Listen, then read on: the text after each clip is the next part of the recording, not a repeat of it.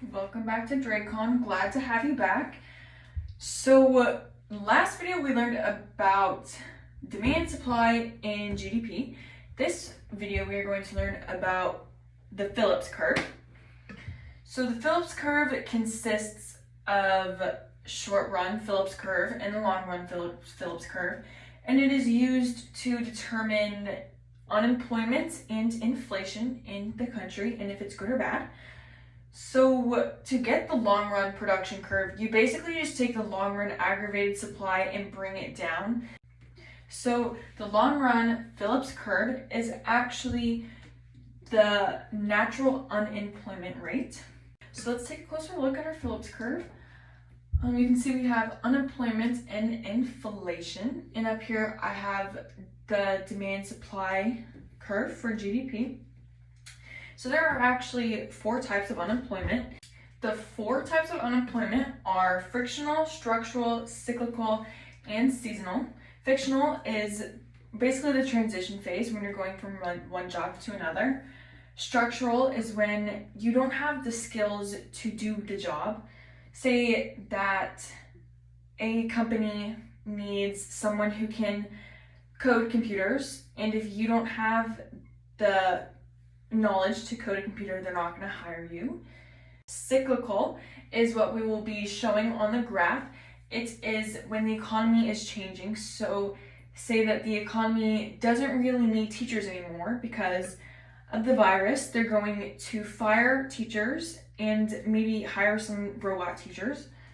And seasonal is when the job is only needing during a certain season, like Santa Claus or a lifeguard or a coal salesperson apparently.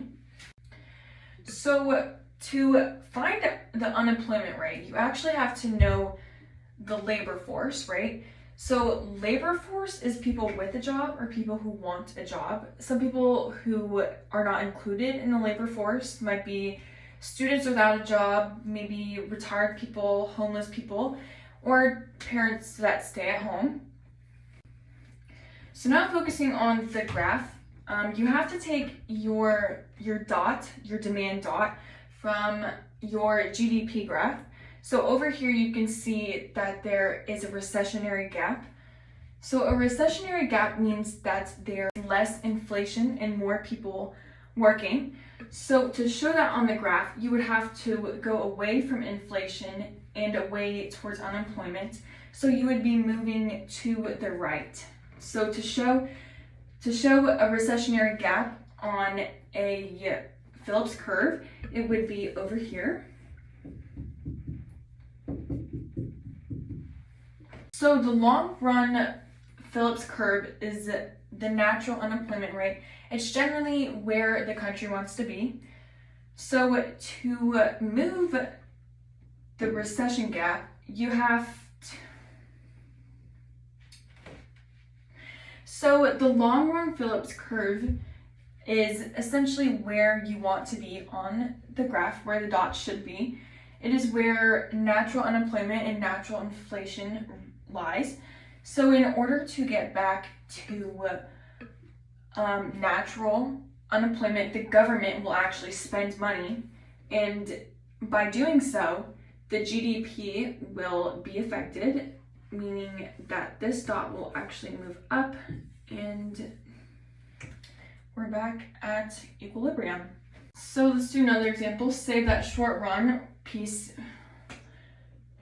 Okay, say that short run Phillips curve were to shift supply to the left.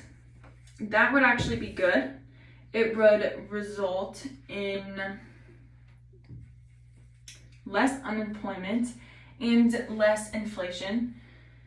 So the goal of most countries is to actually be all the way down here where everything is free.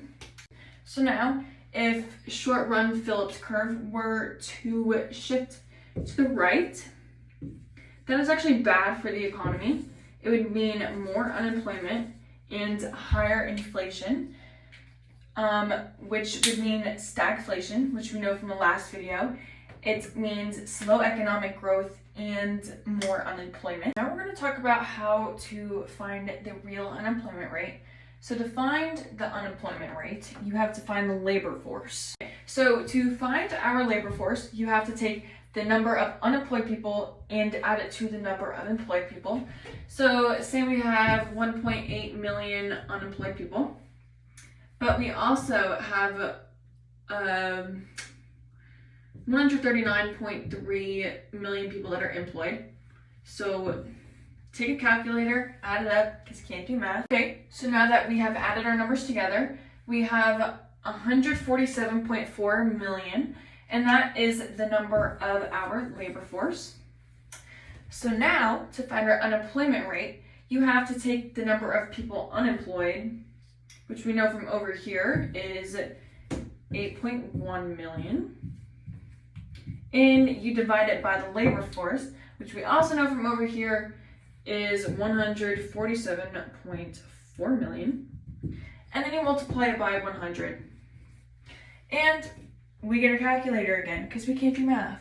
We now know that the unemployment rate is 5.50%. So now that we have this number, we need to find our labor force participation rate to find out what our real unemployment rate is. For labor participation rate, you have to take the labor force and divide it by the adult population and then multiply it by 100. So we know our labor force from over here is 147.4 million.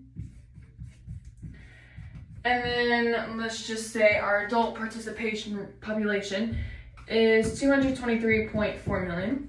And then we have to multiply that by 100. Okay, now after doing the math, we now know that our labor force participation rate is actually 65.48%.